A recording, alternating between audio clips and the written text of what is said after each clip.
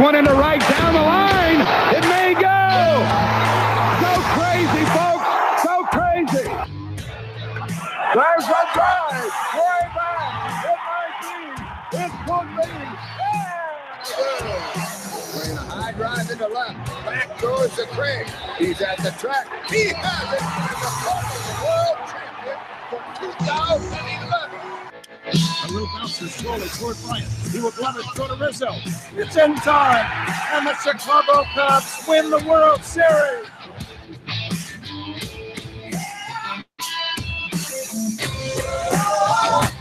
This is the Team of Rivals podcast.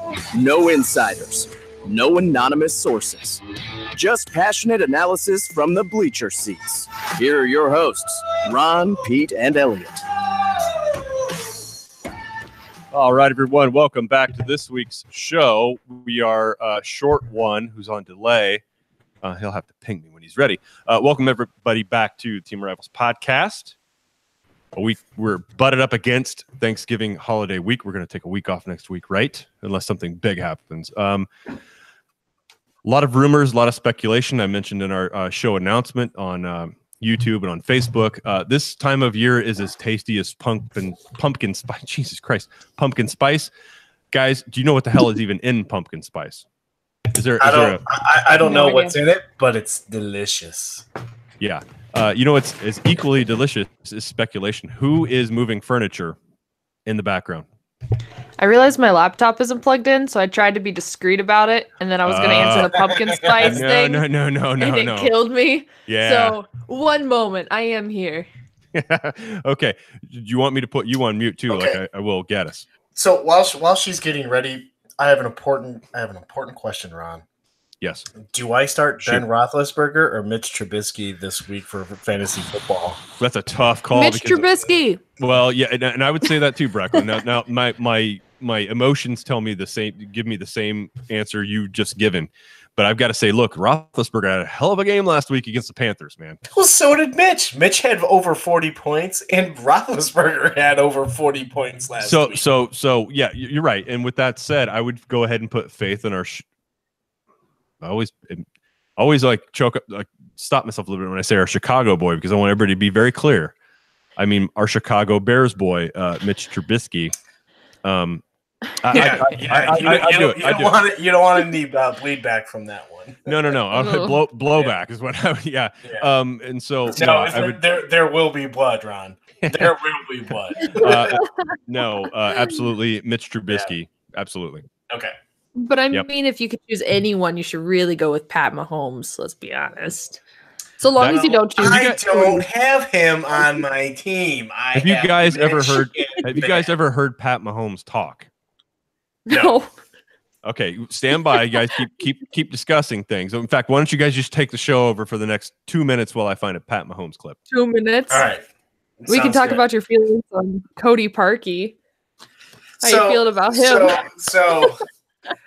Apparently yesterday, sorry to go football talk, everybody, but apparently yesterday, Cody Parkey was doing some field goal kicking at Soldier Field at last night, and ABC7 Chicago got wind of this, and so they sent their chopper over to Soldier Field to get some video of it, and WGN Chicago got wind of it too, and they had their chopper going somewhere else, and they redirected their chopper over to Soldier Field. So they got like a 45-second clip of Cody Parkey kicking one field goal in between the uprights and making it, and then they got rid of it. And then for some weird ass reason, the Chicago Bears brass told them to pull the video. They didn't want the other. It's like, seriously, you can't have a video of your field goal kicker kicking a field goal from 45 yards out. You guys are that weird about it. Yeah, that's ridiculous. Totally stupid. Totally stupid. All right, guys, we're in luck. I got a clip here, and this is YouTube, so I got to trust that YouTube's clean here. So I'm going to go ahead and play it. This is Pat Mahomes' voice. There's been 1.7 million views on it, so here it goes. and it's a damn ad. It's an ad. I'm sorry. Here we go. Patrick Mahomes. Yes, we want to hear this. Today. Okay. This is exactly why. That guy too. That's right. I've been. But Shut up. instead of everyone listening to what he had to say, a lot of people is talking about Is talking. how he says it. And here on NBC, we are home to The Voice, so we thought it was appropriate today to dig deeper and go where no other news organization has gone before. I mean, it's hard hitting. It's investigating. It's all that. It's clear. It's Get complete, to the it's coverage, fucking it's all that clip. stuff. Yes, because it started with Rhiannon asking several months Holy ago. shit! I'm Is that fast forwarding how he this. I'm sounds? sorry. Yeah, with Patrick Mahomes. He's telling still talking, a national man. Audience that Andy Reid, yes, does the best impression of this. We could not let that slide today as the Chiefs return to work. Good time to discuss it too, as the Chiefs and Mahomes are flying high, but they have a Get way to keep him to grounded, him I guess, talking and it's like your mimicking headline his said. voice. Not that that's anything new for him. Yeah, I've heard it since I was in like 7th grade. So, but it's something that I've kind of embraced. And the guys, Kelsey, Tyreek, and those guys throw some shots at me, but don't worry, I throw shots back. Well, he's got a unique voice, right? I mean, You know what? You know who he sounds almost exactly like? go next question. Hold on. Froggish. Okay, thank you, Andy Reid. And then we're back to the news crew who played who talked for 3 minutes before they played a 6-second clip of Pat Mahomes talking. Yeah, that's clickbait. Have you guys watched the Gridiron Heights series by Bleacher Report? No. It's really funny. They do like kind of cartoon animations and do like NFL updates to things. And there was one, it was like the quarterly quarterback fair or something like that. And they had Pat Mahomes, and I didn't know why they gave him the voice that they did, but now I know. It's unbelievable, right? I mean, you look at the kid and you're like, there's no way. You hear the. I mean, how many times have we heard a radio voice for years, and then you finally see the people, and you're like, what the hell? Your face and voice totally. This is the most disparity between voice and face I think I've ever seen. Hey, he sounds like Farmer Fran off of Waterboy, right? What? The worst impression of Farmer Fran I've ever heard tonight on the Team Rivals podcast. Can we talk about? Isn't that the guy at the end where he's like, yeah, he's rubbing his nipples. Yes, that's the guy. You can't understand a damn word he says. Nope, not the whole show. I think, did he have subtitles? I think he might have. I think he might have, yeah. I let it play another day. Yeah. Okay, should we talk at all about baseball? Well, you know what? It's weird. Not much is going on, and it really sucks because this is starting to remind me of last year. But it awful. is. Well, but we're still in November. But here's the thing. Here's the thing. Like, the more nothing happens, the more writers write about shit, and you can tell they're like us. They just keyword there, shit. No, I mean, there's actually been some pretty good articles that have come out in the last week or so. Especially Buster Olney tearing up on the Mariners. Well, it was Ken Rosenthal, Athletic, right? Was it Ken? No, yeah. I thought it was Buster. Well, it was probably everybody, but Ken Rosenthal on the whole scandal. Yes. With Seattle. It was originally Ken Rosenthal from The Athletic, and I want to save Pete's opinion for that one because Pete seemed the most. Yeah, he got on it. He seemed the most white male man offended out of all of us. So we'll I want to break into that topic when he's back. So I guess is he back yet? No. He's got his camera. I didn't know that. All right, I didn't know the controls. What I want to talk about is I'd like to talk about the clickbait Chris Bryant being shopped article that was totally ridiculous.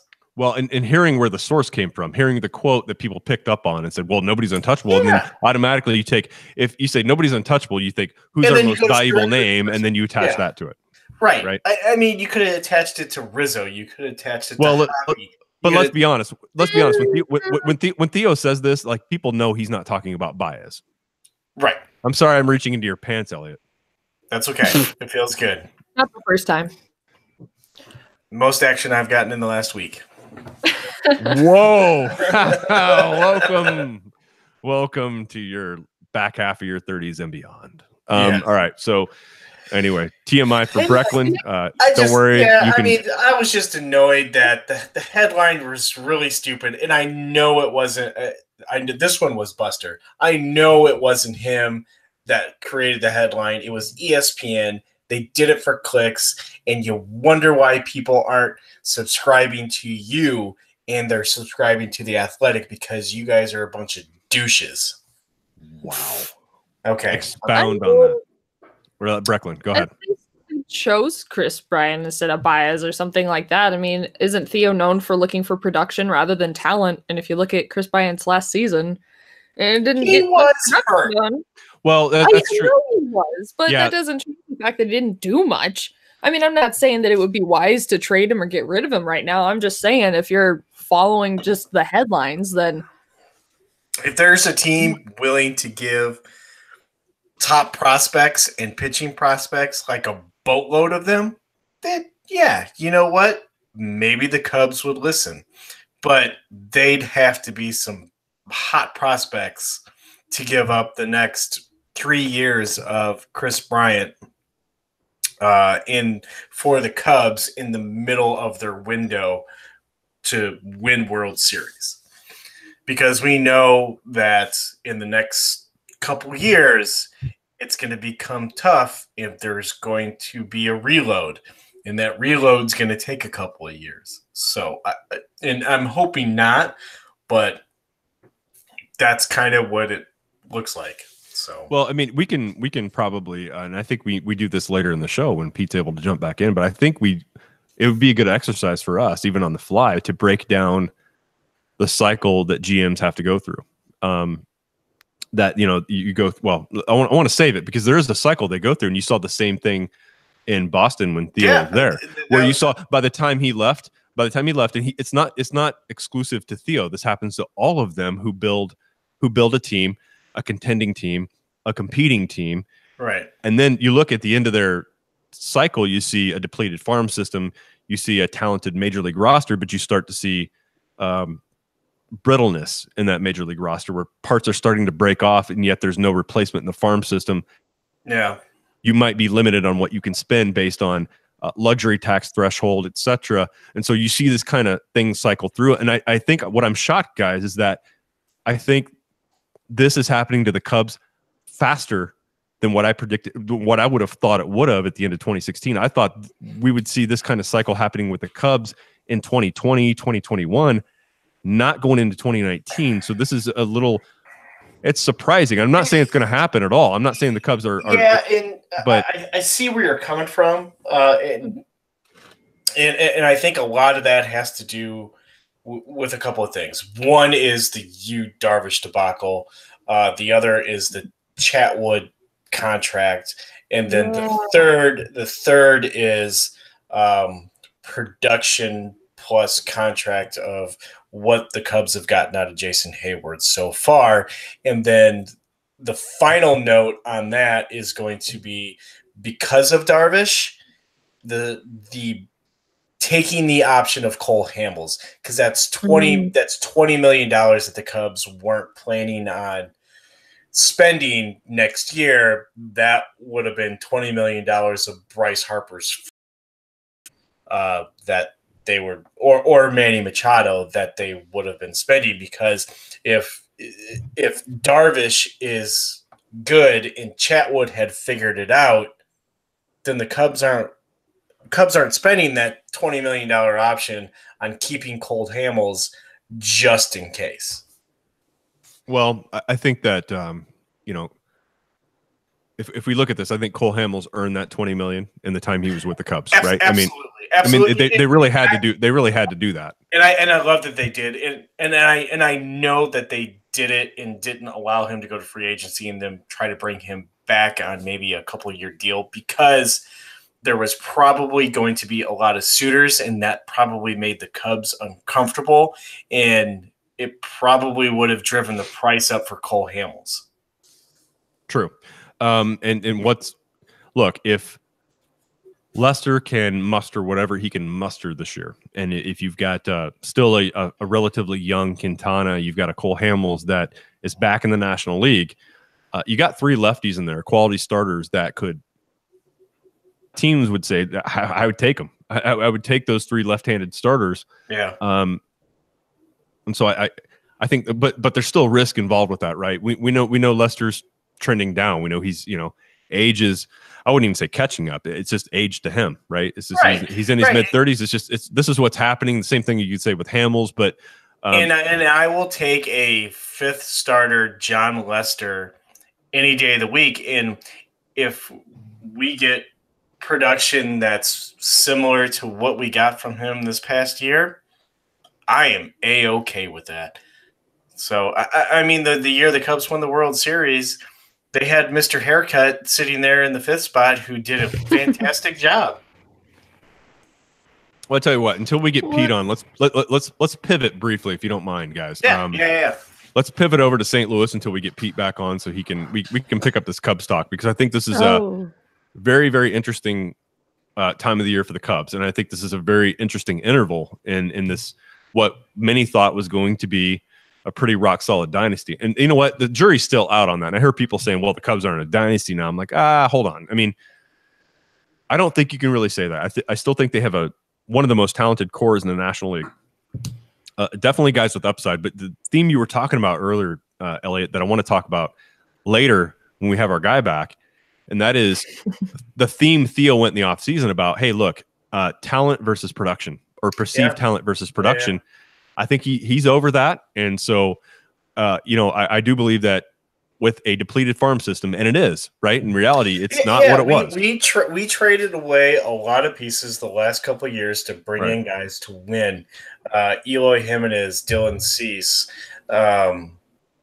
Gleyber Torres. Yeah, absolutely. And a couple other pitching pieces that, I mean, at one point a couple years ago, there was great pitching in the Cubs minor league system. There was these great bats that were coming up that were starting to mature, and we traded them away for pieces, for Quintana, for Aroldis Chapman, for a few other pieces. So do the Cubs regret trading those guys away?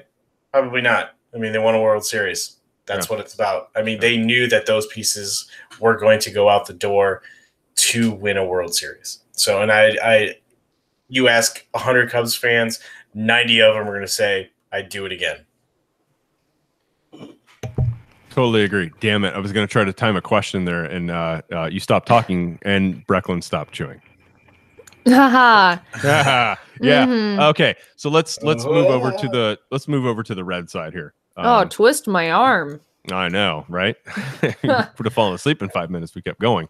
Are you kidding? I'm munching on. I haven't really eaten today, so anytime I'm silent, I'm just like eating tons of chips over here. And it's Ron's goal today to ask a question. I'm not gonna do. It's juvenile, and it's right up our alley. All right, so we were talking earlier to Brad Thompson. If those of you who are listening to this particular show don't know who Brad Thompson is, he was a former Cardinals pitcher. He'd been in the major leagues with the Royals for a brief period of time, and with the Tigers. He was drafted by the Cardinals back in 2002, late round draft pick, but solid pitcher. Spent a lot of time in the relief roles there in the mid 2000s under the Tony La Russa era. And with that Cardinals championship team in 2006. But he was on with us on the show before this. Asked him a few questions about just the current state of the Cardinals. What's his perception? One of the questions I was really wanting to ask him tonight was, the Cardinals have missed out on some big name acquisitions, whether it be by trade or by free agency. Jason Hayward was the first kind of sign there where he left. He left and chose to go up north. When he had been with St. Louis. They missed out on David Price, mostly because Boston overwhelmed him with money. And then they couldn't convince Giancarlo Stanton to waive his no trade clause, and he was eventually dealt to New York. So one of the questions I asked Brad was not so much that I think that me personally, I'm not worried. I'm not worried that people are like, oh, St. Louis is a bad place now. But there's been some diminishing in terms of appeal for players to play in St. Louis. So I kind of went at him that way and wanted to get his take on, okay, so how would you pitch St. Louis to one of the big free agents that are out there now, whether it be Bryce Harper, Donaldson, Machado, what would be the thing? And his opinion was it wasn't so much that people don't want to play there. It's just his view was it's more like, look, these are all personal choices for people. They earn free agency.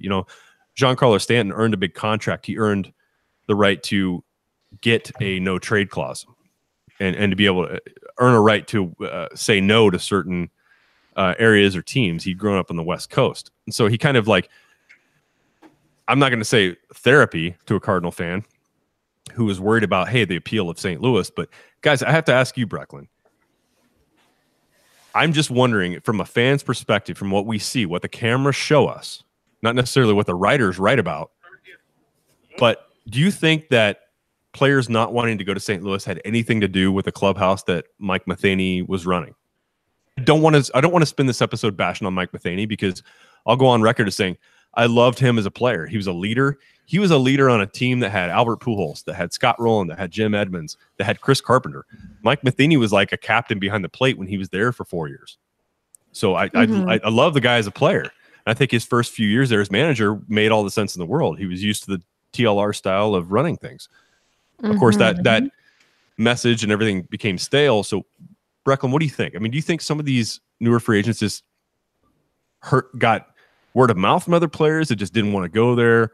Like, what do you think? And do you think that's different now under maybe a Mike Shildt era, somebody who's a little more player friendly, communicates what we hear, communicates a lot better? So just to clarify, you're wondering if the manager change will make players more apt to want to play for St. Louis? Yeah, and it's not going to happen overnight. But do you think that my question is more? Do you think a Mike Matheny clubhouse had any impact on players wanting to, not wanting to, maybe take a chance on St. Louis? I mean, it certainly makes sense to me. I mean, from just a fan standpoint, of course, this is completely just my own opinion from what I was observing. It seemed like a lot of other teams were having more fun out there than the Cardinals were. I mean, we switched managers, and of course, that's going to bring a jolt of energy to any team whenever you have some, big change like that. But it seemed to be one that the players were in favor of. And I can't help but think that there was something going on in the clubhouse that just didn't sit right with everyone. So it would definitely make sense to think that, hey, we're getting some things sorted out, and that would be seen as, I'm losing the words, a reason for people to start coming to St. Louis some more. But I don't know. I didn't consider that. It'd be nice to think about, but I don't know. Yeah. Well, it's a question I've been kicking around too, because at least in my own mind, and longer term thinking. I mean, of course, the Cardinals were in a season where they were on the verge of like deciding, hey, are we just going to sell? Because none of this is working. They fired Mike Matheny one game before the All-Star break, and we did an emergency show that night to cover it. But I'm wondering if they were thinking ahead far enough and go, hey, look, we think that maybe the reason we've lost some appeal is because this clubhouse is pretty dry, or it's run I'm going to say old school. I'm not really even sure what that means in baseball terms, but it's run differently. It's run not like the fun clubhouses that you were referring to are run like now. And so I just wonder how much of that weighed their decision to like, look, we're going into an off season where we're going to have to make a sales pitch to a few people potentially to join us who've never been with us. Are we going to have the same clubhouse, the same maybe not so fun dugout when the camera pans over to it? Are we going to attack free agents in the offseason still having this in place, or are we going to try to switch that up?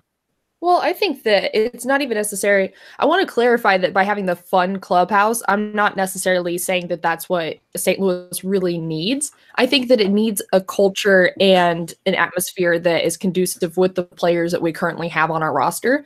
And personally, just from what I was seeing, it didn't seem like Mike Matheny was able to provide that. I mean, it could be something where it's all business on the field and then having fun off the field, or it could be a combination of, whatever works for them. But whatever that is, Mike Matheny wasn't able to provide it. So, and if players are unhappy in that type of culture, then it would make sense that they would talk to other players and be like, yeah, this stuff is good, but man, this is rough. And so that would make sense. And with Mike Schill, I think it's kind of too early to be able to tell what kind of culture he's going to foster in the clubhouse, because the players have worked with him before. They know who he is, but he hasn't really been in charge. And we've seen him have that shift mid the term that he's had so far. I don't even know how to quantify the time that he's been there so far. But we saw him, be risky and put people out there. And then we saw him start pulling back and not wanting to take as many risks. And that's just with his play calling. But it would make me think, well, if he's making that kind of changes just in the way that he's running the game, what's he doing behind the scenes too that might be altering his decisions? Does somebody have, is he underneath somebody's thumb and it's like, you got to do this, or, it's not going to work? Or is that his own personal decision? It might be too soon to tell, but in a part of that, if people are looking to come to St. Louis and it was a reason before that they stayed away, it certainly wouldn't be something that would cause them to not come here now for the uncertainty. Does that make sense? Did I explain that well? No. I mean, it's we all wonder about it. Nobody's ever going to come out and answer a question like that. That's within the sports world. They're not gonna throw Mike Matheny under the bus, and I certainly don't want him to do that. But part of me just really looks at this and goes, well, the change wasn't only about last year, about competing, about turning the team around, which I think that definitely had a lot to do with it. But I'm wondering how much of that had, look, we know we need to make some acquisitions, and we can't have the same atmosphere in here. We can't have the same staleness. We can't have the same, same old going into next year. We're not appealing to people for some reason. And so we have to start looking to make changes where we think changes are going to make the most impact. And of course, a managerial change makes a huge impact. And you can ask our Cub fans on here how much that made an impact. Bringing Joe Madden in initially, the guys feel different about him today. But initially though, guys, I mean, you can't argue. Initially, it was a jolt of energy, right? Absolutely. I mean, everybody saw what he did down in Tampa Bay, and there was, with a shitty payroll. And, right. Yeah. And there was a yearning for something like that in Chicago. Yeah. Pete, you're back. Oh, his mouth is moving. I don't have you on mute, buddy.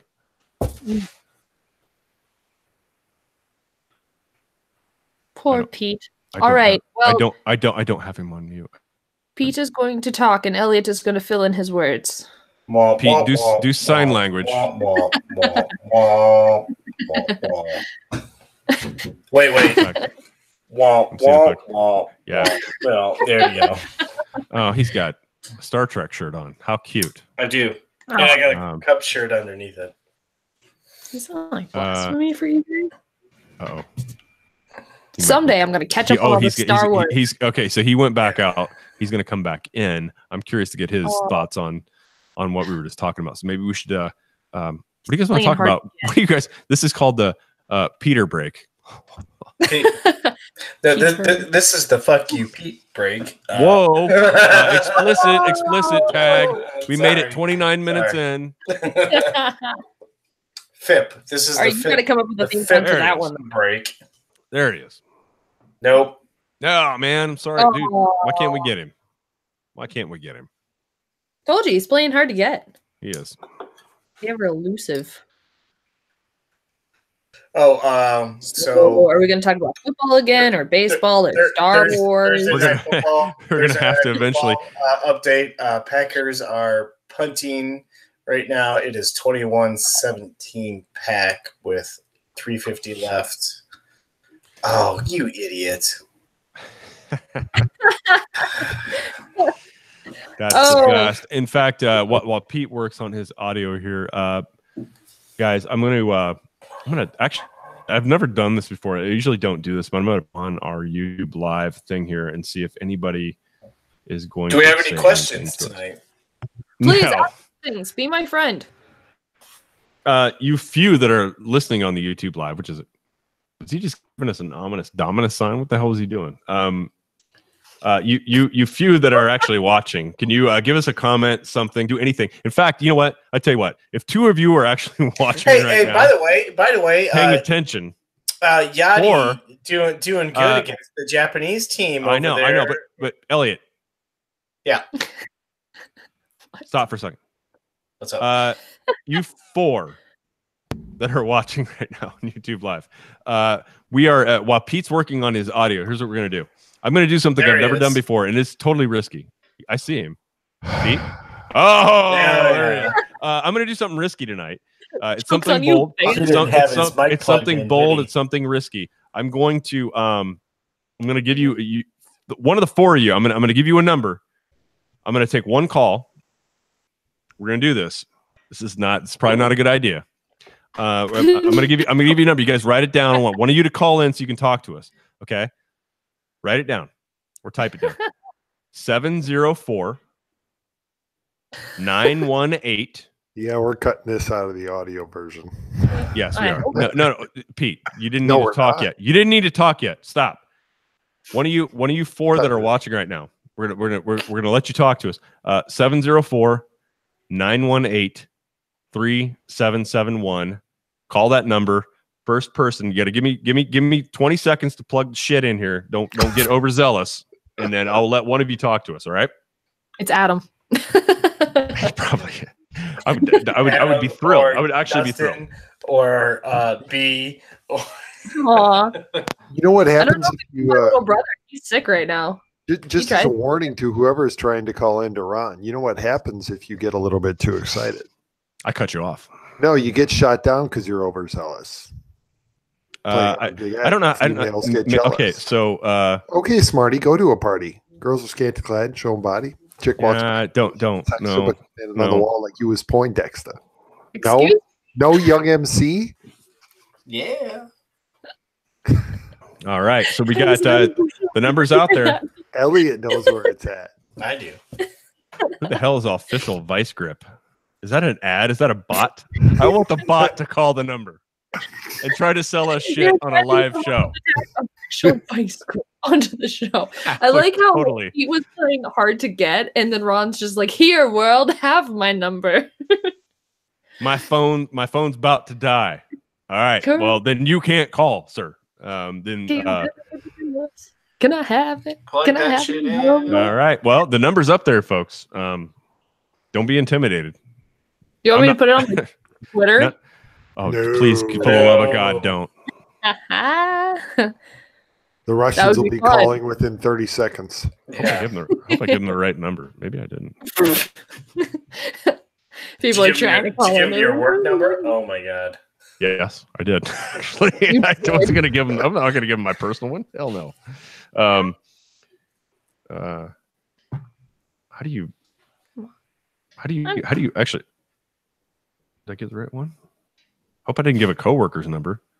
Oh, are you serious? Oh, no. I don't think I think I'm good. I think I'm good. All right, so the number's up there. Whoever's watching, if you want to call in, talk to us, ask us a question, just shoot the. You know what? Shoot the breeze. There you go. Yeah. If we don't get anything in like 10 minutes, can we put it on Twitter? There is a bot on here because I see official Vice Grip LOL hip hop group. We got Muzak on our channel. Well, I don't want you calling in. You official Vice Grip. Actually, I want Vice Grip to call this number so we can just hear it. Please. Yeah. Pete, yes. while you were unavoidably detained. We were talking a little bit of Bears football. Hey, we played a clip of Pat Mahomes' voice. No, what does his voice sound like? No, Sam Smith. We're not going to put the number on Twitter. Play it. I want to hear it. Play it. I want to hear Mahomes' voice. I'll try my best. Oh my that means I have to get off the screen. I'm not going to do it. No, because the news team talked for 3 minutes before they played a 6-second clip of him talking. Yeah, he sounds like John Leckie. So why didn't he did trim it before you played it? Because he looked it up on YouTube because it was on the fly because Elliot decided a good baseball podcast we should break into it with football talk. I wasn't sure how long you were going to be away, so I posed a question for this week for my fantasy team. He's not the best should I start in podcasting for no Should I reason. start Mitch Trubisky or should I start Ben Roethlisberger? Obviously, Mitchell Trubisky. Gotta go with the Yes. Duh. And that's when I brought up that No, Pete, that's not an answer. You just said yes. Is it Mitch or is it Ben? No, I was agreeing with Brecklin. Okay. All right. Yeah. No, and that we got to Pat Mahomes because I was like, who you should really start is Pat Mahomes. And then Elliot got sad.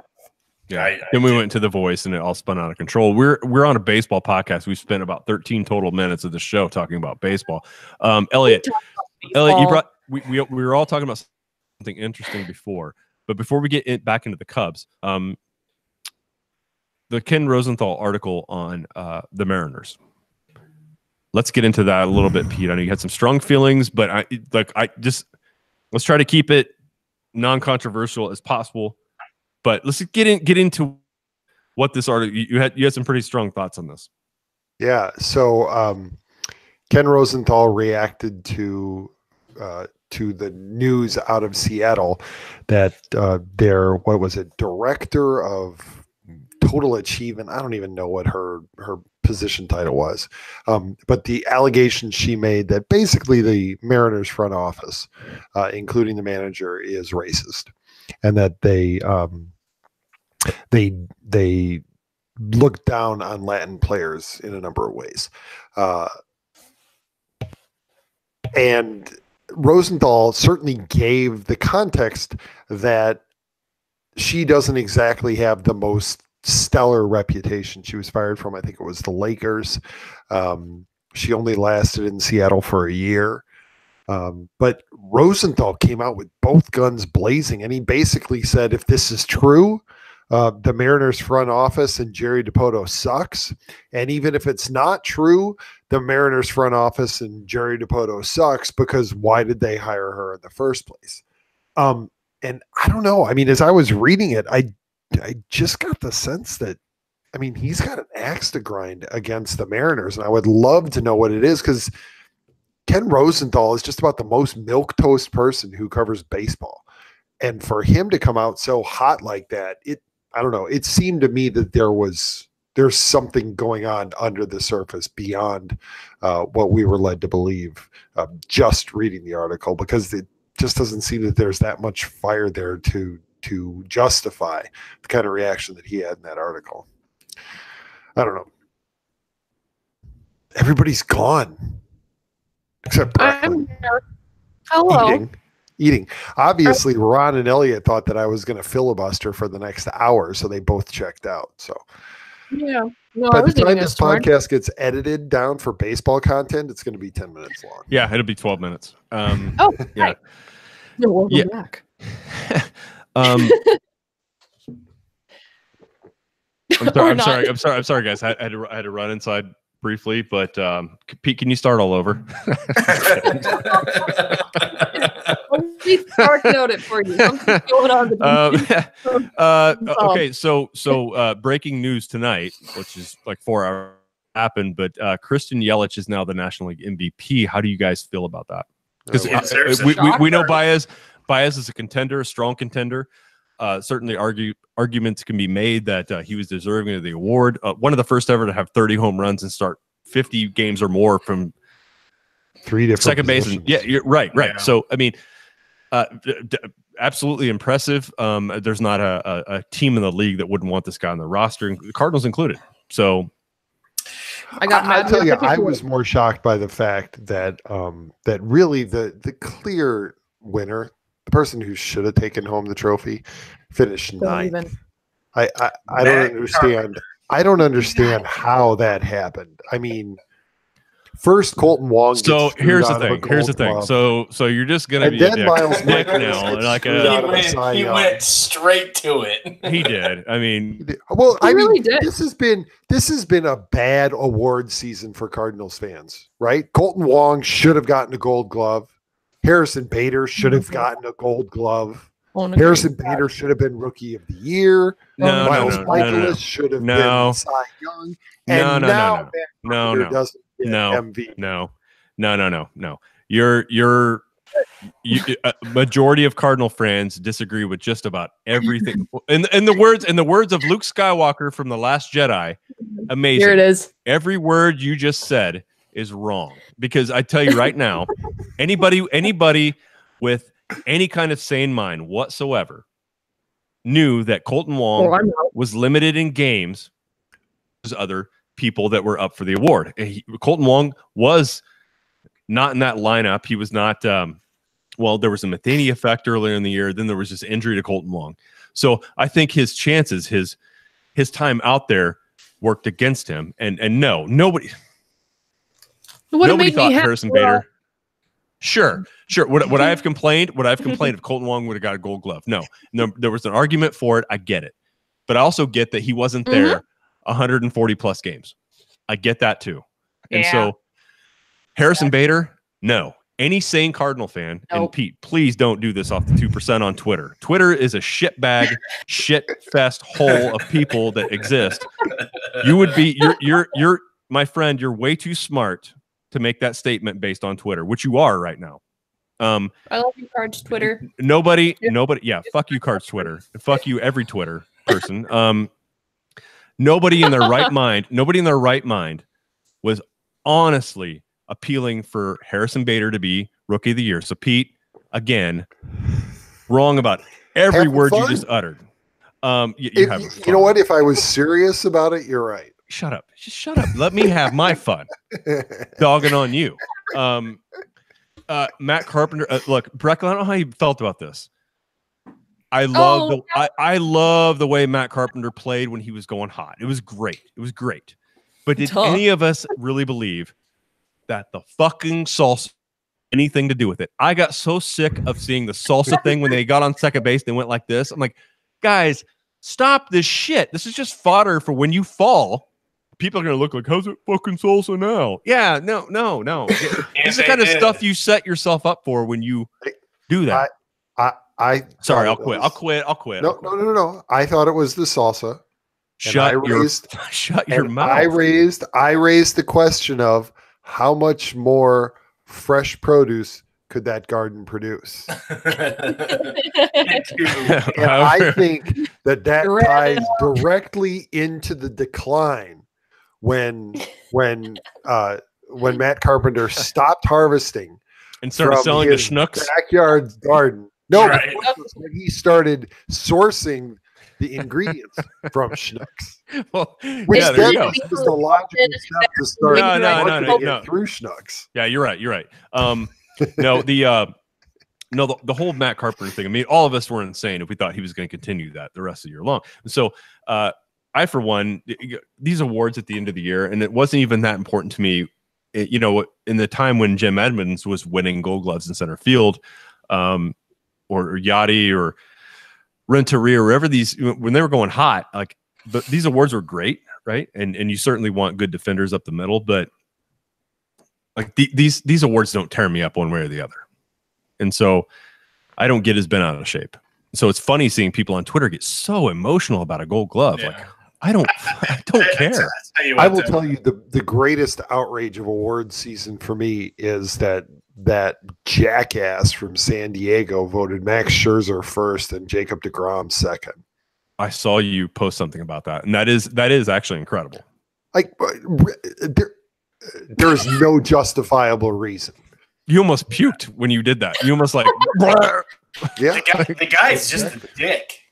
Yeah, I mean, with all those number one votes for Jacob deGrom, and then the one outlier, that guy was just doing it probably because he hates the Mets.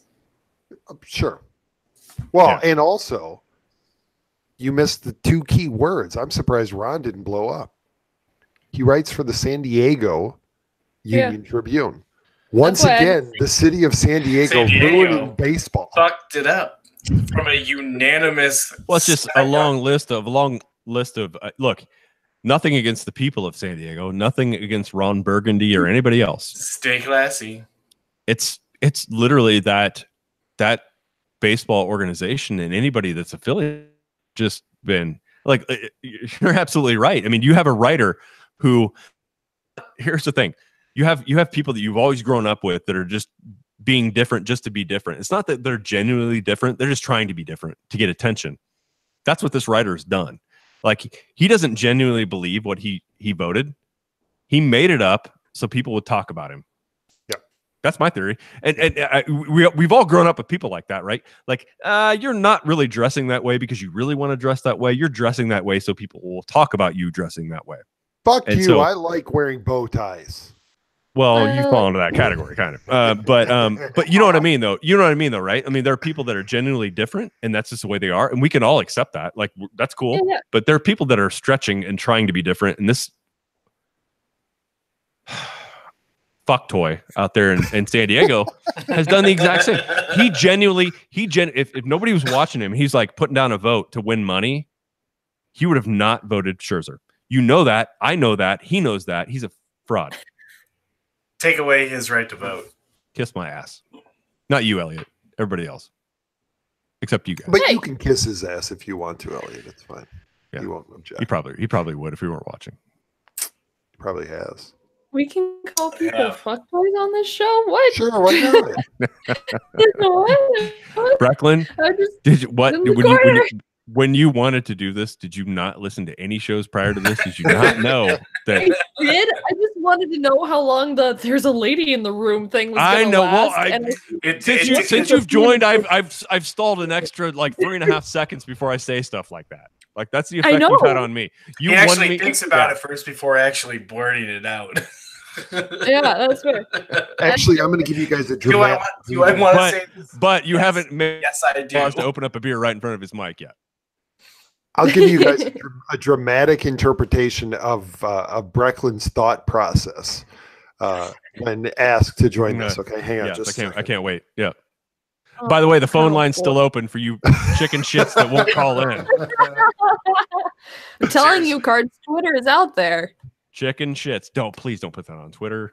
Okay. Unless, I you can know write what? it down. But where there's a will, there's a way. There's one Fowler, caller. you know how to get on. There's one caller. Is our boy doing a Prospects After Dark right now? I don't think so. I don't think so. I didn't see it come up tonight. Yeah. All right, Earlier this week. All right, Pete, give us your theory. Okay, here it is. Imagine Brecklin listening to season 1, episode 5 of the podcast. Oh, Jesus, I can do better than this. Sure, yeah, I'll do it. It's more like I was listening. I heard you guys talking. And I'm like, I have things to say. And now I'm here, and people are fuck toys. So. Uh-oh. Kato Kalin now tweeting about the Packers. And He tweets about all Milwaukee sports. He's an equal opportunity offender. He's going crazy. Ron, you know what time it is. Is it time for Smeagol? I'm my fat thumbs are typing right now, Brecklin. I can only concentrate on one thing at a time. Please give me a minute. Fine. I can't believe that we haven't received one phone call anyway. They're intimidated by me. All right. So while Ron's doing whatever he's doing, let's throw this out there. Yeah. All right. Brecklin, you're the GM of the Cardinals. Oh, For God. this offseason. What do you do? I don't want to resign. That's a good option. I mean, take a look at how effective our bullpen actually is. I personally don't know enough about the budget space that we have available to make proper decisions, but once again, look to see what needs we actually have to fill, and rather than the star power, and also take a look at actual production rather than the name value. I mean, some of these people that people are pushing out there being like, oh, they'd be so good for us. Well, they don't actually fall under the production value that we need. It's just that people know their name because they're a decent baseball player. So those are the things that I have to say. E, you're the general manager of the Cardinals. What do you do? Beg for money. Beg to spend some money. Wait, which is it? Beg for money or beg to spend it? Because they clearly have it. Beg to spend it. Hey, yeah, can you give me a check? The second largest largest attendance in baseball. They wouldn't have us. No, they don't have the second. Yeah, they do. Yeah. Well, they're in the top 5, but they don't have the. Do they? I'm pretty I think sure so. they were second. Come on, Ron. I wouldn't just throw that out there completely without knowledge. Oh. So I'm sorry, Vice Grip. You are not a bot. I just I'm my apologies. E, finish. Beg to spend money, and then what? Go get a bat. Go get a bat. Go get a nice bullpen glove, and then go get another starter. You're right, Ron. They're not second. They're Go third. get a nice bullpen glove. Yeah. Like, what's a bullpen glove? It's kind of like a nice bullpen catcher, or it's kind of like what do you a mean? vice grip. No, get a nice reliever. Okay, all right. Ron, you were right. Third, Third. not second. My apologies. No, I forgot what I was right about. What was it? The Cardinals. The fact that they weren't second Third in highest attendance in baseball this year. Yeah. I know they draw behind the Dodgers and the Yankees. Okay. Which Well, are I know the they largest markets in the America. So baseball season, we basically have our own TV channel. So yeah, that too. So let me throw this one at you guys. So now that we're in the off season, but we're butting up against the holiday. So I think I predict this next week's going to be rather quiet. But I want to ask you guys this. Yeah. Well, because we're gearing up for the winter meetings, right? Week or actually 2 weeks after that. So maybe maybe a 2 week kind of quiet period. But I want to ask you guys this. Scott Boras, his strategy going into these things. I mean, you got to take last year simply because he has Bryce Harper this year. You got to take last year and kind of not really. Well, maybe I'm wrong, but do you really account for last year? You say, hey, look, this is a win-win for Boras, no matter how he plays this with Harper. I mean, if you think about it, right?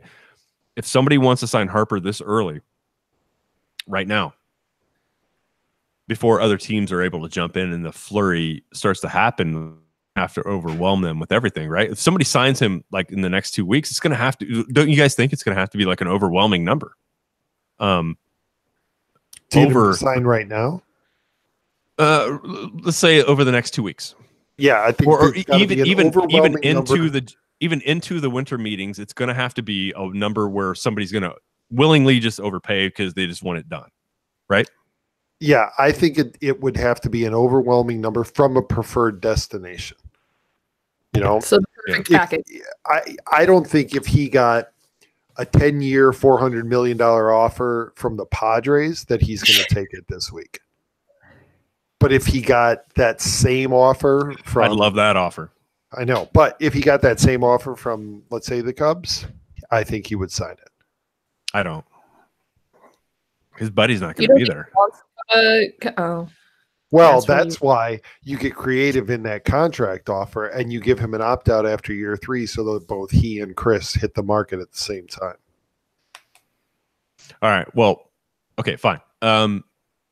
But I think the way Boras is playing this, he's assuming that, okay, so all these teams, if they think they're players for Harper or Machado or whoever, they're going to have a plan B or a plan C, D, whatever, right? So they're going to say, we're going to pivot to Moustakas, we're going to pivot to Donaldson, there's these other options out there.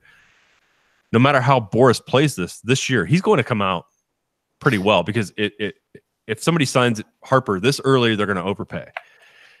If they don't, and all these secondary options start disappearing, because you know players like Donaldson, I don't think Donaldson's going to wait until February. Like Donaldson is going to get, I think Donaldson is among them all is going to take a fair offer given his health last year and the questions around it. Reality's going to set in with him and his agent. I believe they're going to take the most fair offer they can get as quickly as possible. So all of a sudden, option B starts disappearing for teams. But also might take an offer. I could see Josh Donaldson taking a 1-year prove-it deal in a very competitive market where he knows that he's going to be the starting third baseman. But I don't think he has to at his age right now. But you're right, Pete, and I think that's a fair thing to say. But given his age right now, I think that he'll hold just a bit for that 2, maybe 3-year deal. And so I think that's likely to happen. So as those second options start to disappear, you'll start seeing teams that need that get desperate come late December into January. And I think that's where Boris, I think, guys, that's what he's holding out for. I think he's ignoring last year. I think people are saying, well, Boris, what a lot of egg on his face last year. So he'll do all this stuff early this year. And I just don't see it. I don't see that happening. I think it'll drag out. Oh, I do too. It would make no sense not to. Yeah, I mean, yeah, they get the perfect package, then sure. But otherwise, I mean, why not let people fight over it? Who signs first, Machado or Harper? Machado. Yeah, I was gonna say Machado. Yeah, he's just bold enough to not wait for Harper to sign and set the market, because he'll just be like, yeah, okay, sign. I mean, I feel like his personality is so loosey-goosey that he would do that. Loosey-goosey. Yeah, I agree. Yeah. I think that Machado signs first, but I think that's partially facilitated by the fact that he has a very obviously preferable destination who is also interested in him. I think once the Yankees come in with the dollars that they're going to throw at him, he's going to take the offer and it'll be done. Yeah. No, I agree with that. Because I feel like with the way Boris is talking, and it's going to take a while for Harper to get that deal hashed out with his opt-outs and with, the teams that he's okay to be traded to and everything else. I mean, it's going to be a complex. It's going to be like Trump's taxes. It's going to be too complex for anybody to understand. Yeah. No, I don't think his taxes will be complicated for anybody to understand. Oh dear. Can we just adjust real quick to Chris Bryant, just with you guys? I know Elliot was emotional about it earlier. So Elliot, we know your feelings on this.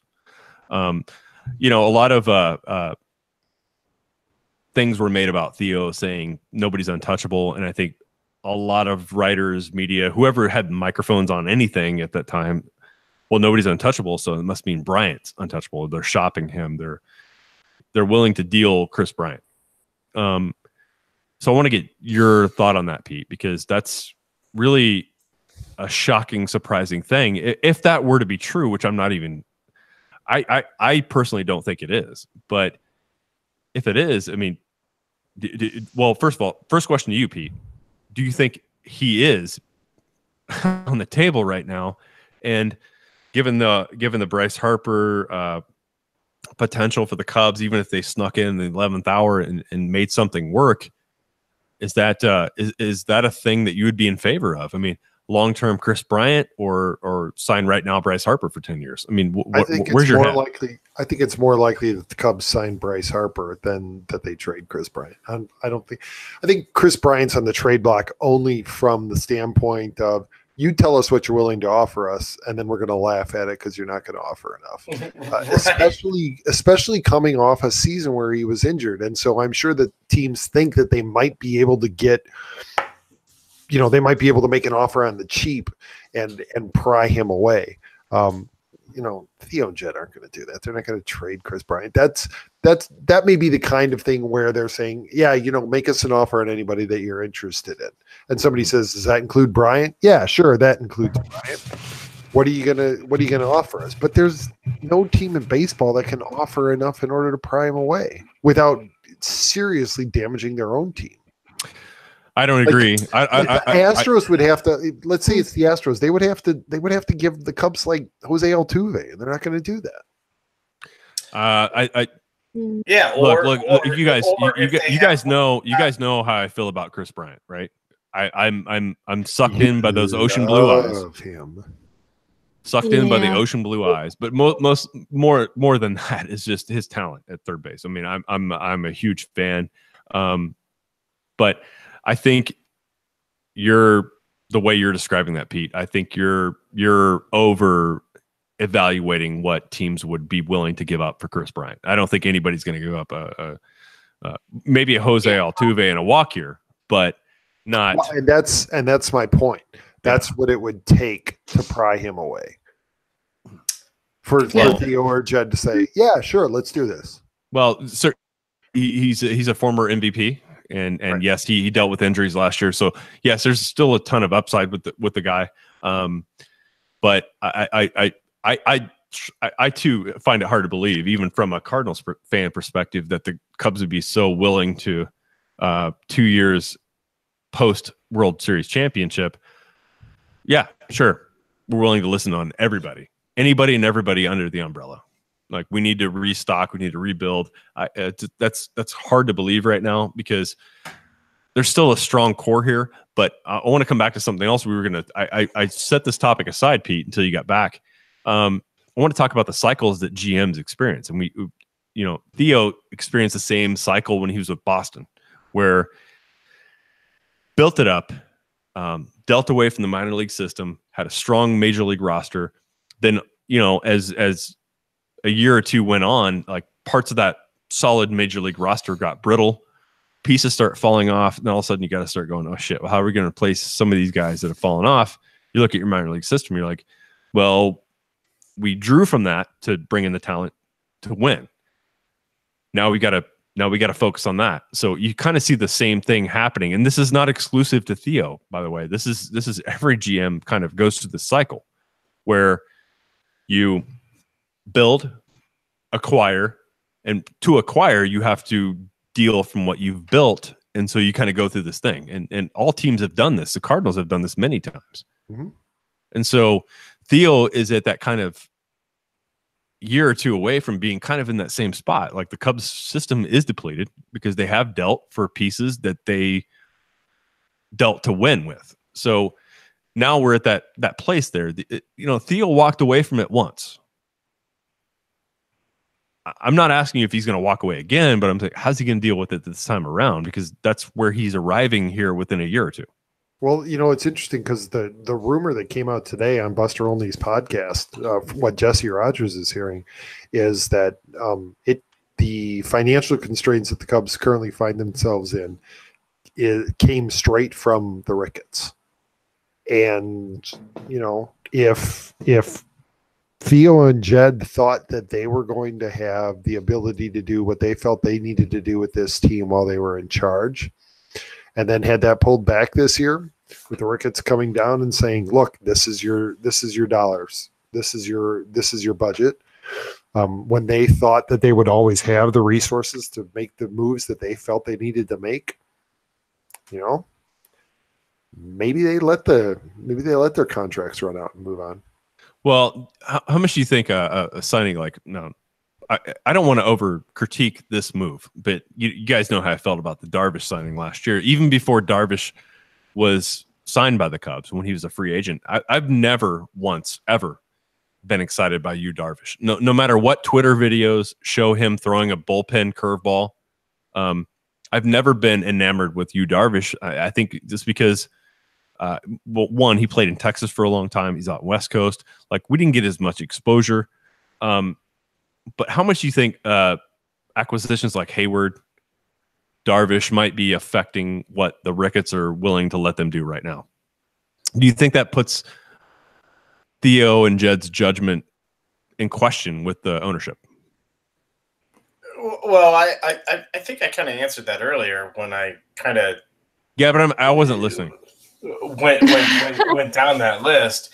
where I said, I think the hindering for this year is the fact that they felt like they needed to sign Cole Hamels for the $20 million to protect themselves from the bad contract of Yu Darvish and getting zero from him last year.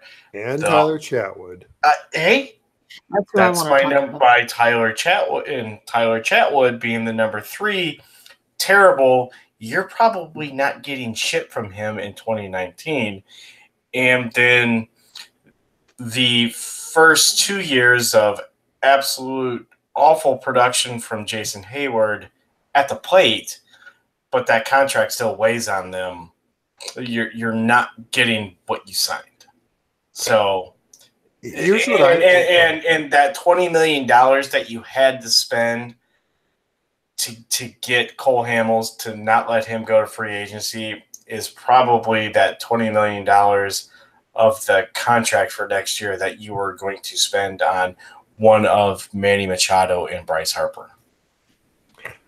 Here's what actually crossed my mind as I was thinking about it today, and I agree with you. I think at first blush, Elliot, the failure of these free agents after the big free agents after John Lester to deliver, I'm sure, that was my initial inkling. But here's something I wonder.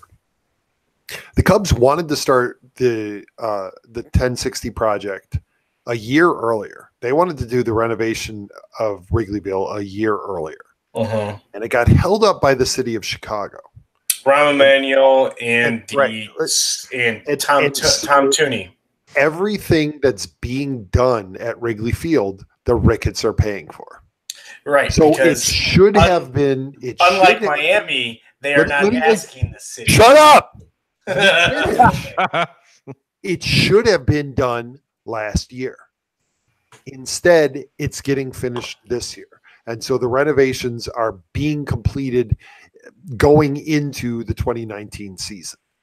And I wonder if that, combined with a less rosy forecast for the upcoming television deal and the failure of some of these free agents, isn't all combining for the Ricketts to come forward and say, guys, we don't have the money that we thought we were going to have, because the money that we thought that we were going to be able to pour back into baseball operations, we're instead pouring back into the ballpark, because we thought that we would be done spending it a year ago when we discussed all of this. That's a good point. And you're right. And actually Bleacher Nation actually had an article just the other day kind of about that MLB with the streaming rights and the Cubs as far as looking for that big rights deal for their own kind of channel, and that it hasn't happened yet, and we're kind of late in the game right now. So they kind of haven't figured that out. But it sounds like a pretty intelligent article that was written, Elliot. So obviously not Cerami's. No, there was. Can you guys confirm that? Okay. This was Brett. Just checking. All right. Yeah, I believe that. Okay. Just checking. Just fact checking. I was assuming it wasn't. This was the ex-lawyer. I wasn't. Yeah. Not the guy who does declarations. Okay. Just making sure. We should maybe try to engineer a trade to have him cover the San Diego Padres and just have Ron's head completely explode. I would be a kid in a candy store if that jackass all of a sudden moved to San Diego and started doing that.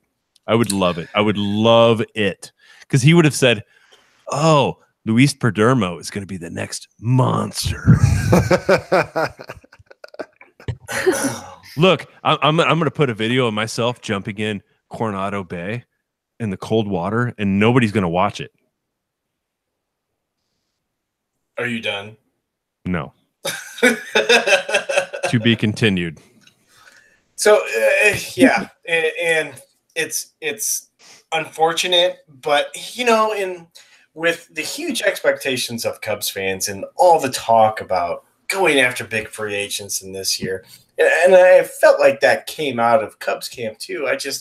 I wish there would be some kind of, hey, note to Cubs fans, here's where we're at. This is kind of what's happening within, the Cubs organization right now. Here are our expectations right now.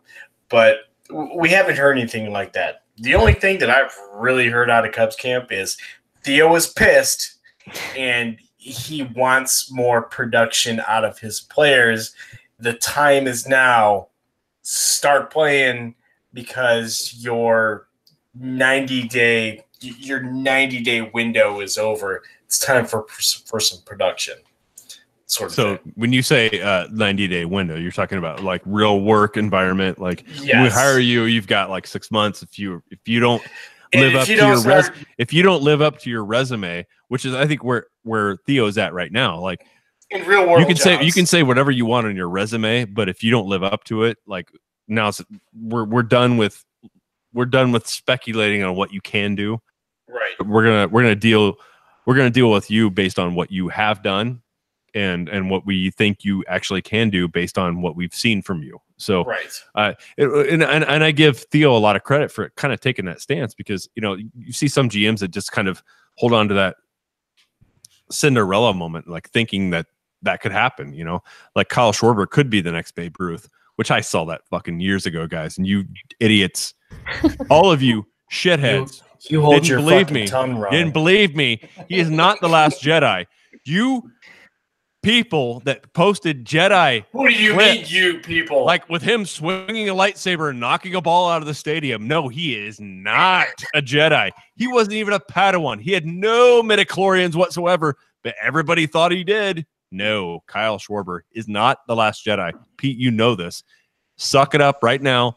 Admit you were wrong for posting that kind of crap. Oh, I posted that kind of crap to get under your skin. Are you kidding me? I was 100% right. And you for did. that. You were 100% wrong because it was wrong. It was it was 100% right because it got under your skin. But you guys hate it. Right move. I'm sorry. The legend of Kyle Schwarber will live on because Kyle Schwarber. It will live on forever because everybody thought, because he had a little bit of a fat For body. somebody to tear their ACL in their knee at the beginning of the season and to come back in the World Series and to dominate the way that he did. With a pig face looking like he should have been on Angry Birds, yes. Doesn't matter what We're his all face enamored looked by like. He still got hits and he still scored runs. He was top heavy, though. I stand by posting those videos to troll you, Ron. Fuck you.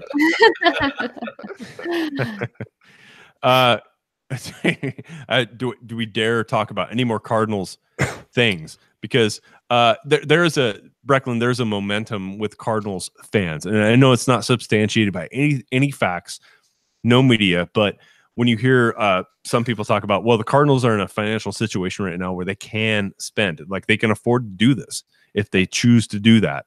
So they could bring in a left-handed bat in Bryce Harper to man right field. They have the financial room to do such a move. But when you hear a interview last week with Dan McLaughlin and Tim McKernan, they had a Q&A with John Mozeliak, and of course, as you can guess, John Mozeliak is saying very John Mozeliak things and kind of dancing around the topic. Hey, he's comfortable. Well, yeah, my favorite word. But no, I mean, he addressed fans at a Q&A, which I give him credit for. There are some GMs in this business, guys, that just won't do that, right? They won't put themselves out there in front of angry fans. And Cardinal fans are very on edge because we've missed the playoffs 3 years in a row, which Pete, you've quoted on the show, like hasn't happened that often with this organization over the last 30 years. So, so he put himself out there. It was for a charity cause, but he still answered questions and he addressed this very subject. And, he referenced a lot of, the misses they've had with, Stanton not willing to waive his no trade clause, which, John was, I think the GM was very, very candid saying, look, this guy's a West Coast guy. Elliot was talking about this earlier, but he's a West Coast guy. You know, he lives out there. That's, you know, you can't really blame guys for not, if they've never lived or played in the Midwest, how can you expect them, if they're West Coast Miami guys, to all of a sudden move to Central, you know, North America? I mean, it's a tough ask. I mean, it's a tough ask for people that have never done that to do that. So, I mean, I think it's fair, but you know, he put himself out there, answered a lot of tough questions, but we really didn't get a stance on what they're going to take. I mean, I think one thing that John Mozeliak acknowledged was that, yes, we need a middle of the order bat. And of course, it was followed by there are many ways to skin a cat. So where I read that was there's Josh Donaldson, there's Mike Moustakas, there's other options. But other than that, I don't feel Brecklin unless you feel different. I think if Cardinal fans are hanging their hat on a Harper or Machado signing this winter, I don't think Cardinal fans should do that. You don't think that they should give up on a Harper or Machado signing? You think I'm not saying give up in terms of a blind faith thing, but if you don't get crushed if they don't sign one of these guys. Oh, that's the opposite from what I thought you were saying. I thought you were saying for sure we were going to get one of these guys, which No. I'm saying it's likely that they don't. So, yeah. Oh no, I've been saying this since we first started having these conversations. I won't believe it until it happens, simply because I don't think that. Well, I mean, money issues aside, I mean, just like what you talked about, it's rough to ask a West Coast guy to come to the Midwest. I mean, if you asked me if I wanted to move out to the West Coast right now, I would, you know, have to consider that, and I'm not sure if I'd want to make that decision. But no, I don't think it's going to happen. I think we're going to make some trades. I think something's going to happen to try to address the needs that they've listed out. I mean, at least I hope so. I think they'll do something, but I don't think it's going to be Harper or Machado. Okay, so what I thought was a bot, and I'm sorry to you, official Vice Grip. Call Ron. Cards will get for human contact. Cards will get Donaldson. Vintage Mo move. Okay, fair enough. I could believe it. I think that's a likely scenario. Totally makes sense. Yeah, I was going to say that's something that I believe in. I've said it before on the show, but I don't think it's going to be Machado or Harper. It's going to be someone like Donaldson, or maybe even someone that hasn't really been discussed so far, to where people will be like, yeah, okay, that works. Some people, of course, be like, oh, why would we do this instead of blah, blah, blah. But, you know, didn't mean to take Dracula there. No, blah, blah, blah. That's fine. I do not say blah, blah, blah. Yes, thank you, Elliot. Pennsylvania. Sorry. No, you brought it home. My kid likes that. Didn't they make a new one? Anyway, Yeah. That's not baseball related. They have 3 now. They keep giving money to Adam Sandler for some reason. Because he's Adam Sandler. His new stand-up is pretty great, though. I haven't seen it. I'll have to see it. It's all right, folks. Nope. I think we've run our baseball course tonight. Pete? Yes, sir. What can I do for you? Can't argue with that. And I tell you what, we did not really get that much off topic tonight. Besides football. Yeah, we did. Oh, yeah, we did. Hey, for us, we didn't. This was actually a baseball-themed podcast. What? Themed. Themed. Yes, there you go. Yeah. Baseball themed. Baseball themed content. We should release like the unedited version and then the baseball themed version and see just how much shorter it is. Be pretty the short. baseball podcast and the baseball themed podcast. Hour 15 minutes versus 15. When we're not live on YouTube, you can find us on Facebook at Team Arrivals Podcast, on Twitter at Team Arrivals Pod, and on Instagram at Team Arrivals Podcast. We also have a website that we just renewed for another year at teamarrivalspodcast.com. You can contact us at the show at teamarrivalspodcast.com. And on Twitter, you can find Elliot at TOR_Elliot. Brecklin at Carry on cards. And because he doesn't know, you can find Ron at TOR_Ron75. You can also catch us anywhere you listen to podcasts: iTunes, Radio Public, SoundCloud, Stitcher, Spotify, TuneIn, and Google Play. And regardless of where you listen to it, we do ask you to do us a favor. Go ahead, like, rate, and review it. Help push us up the charts so that more people can find us. Radio Public is, of course, our preferred platform because it does throw a couple of pennies our way every time you listen. And don't forget to visit the team store on Sassel.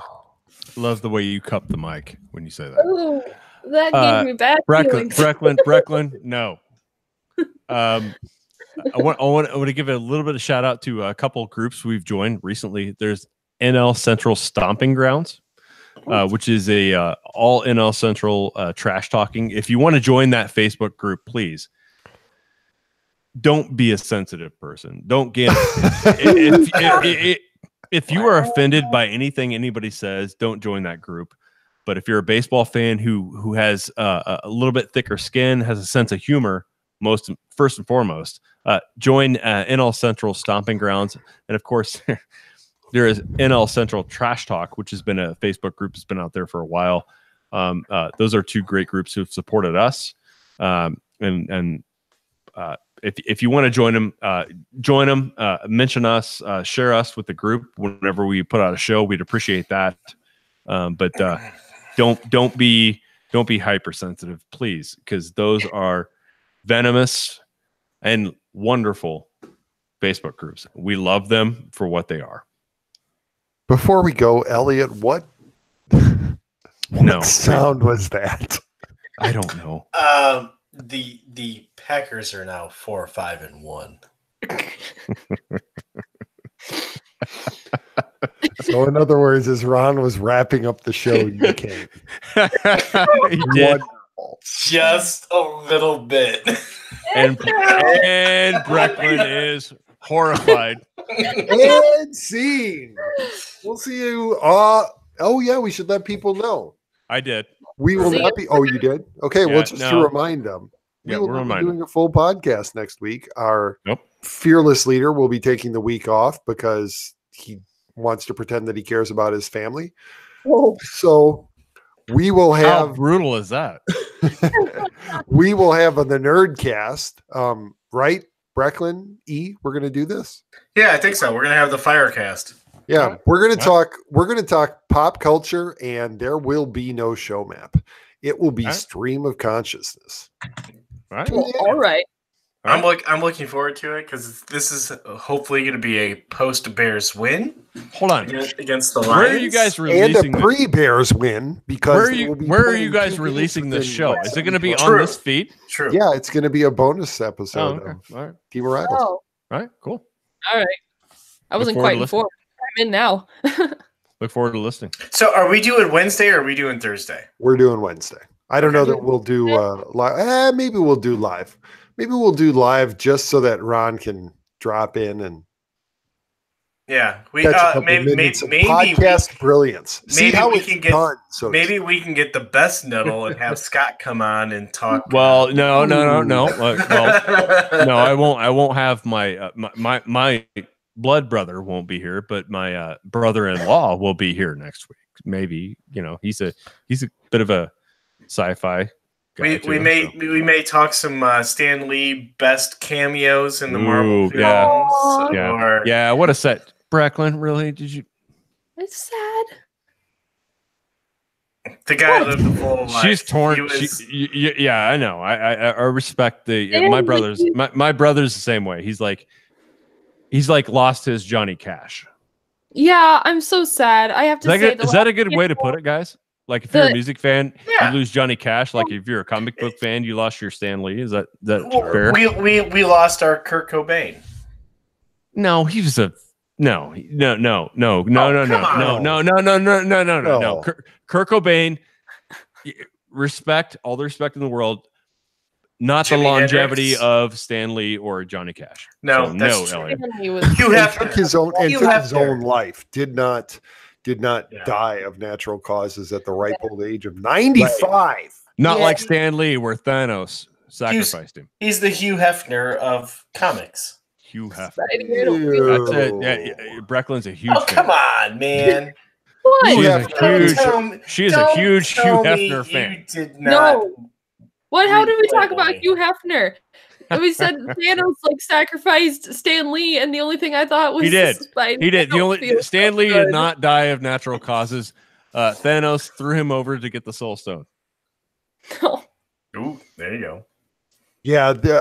Too soon? Las Vegas is currently taking bets. Odds are currently even on the prop bet that Ron actually ends up joining the podcast next week. So, because he just won't be able to stay away, as you can see already. If we get into Star Wars, I'm already itching. Like, yeah, maybe. All right, guys. You need to catch up on Resistance. I am. Yeah. Okay. Okay. Right. Yeah. I haven't watched it yet, so yeah, Elliot, I'm not discounting it. Should we save this for the bonus episode that Ron is now going to be on? Yeah. I'm not gonna be on it. Okay. I'll probably be on it. Should we do this? Well, one, Brecklin will be more well rested because she'll be home. Actually, you know what, Ron? Why don't you wrap up the show and we can discuss this? Yeah. I was gonna say we're still we can have this recording. fascinating discussion offline. Yeah, let's go. Everyone, Let's go. on Zazzle. Let's go. Listen, All right. Zazzle. God. All right. Bye. If you haven't found us on any kind of podcast thing yet, then we'll give us your address. Brecklin will come over with a ball peen hammer and hit you on the head. Right. Yeah. Love you all so much. Bye.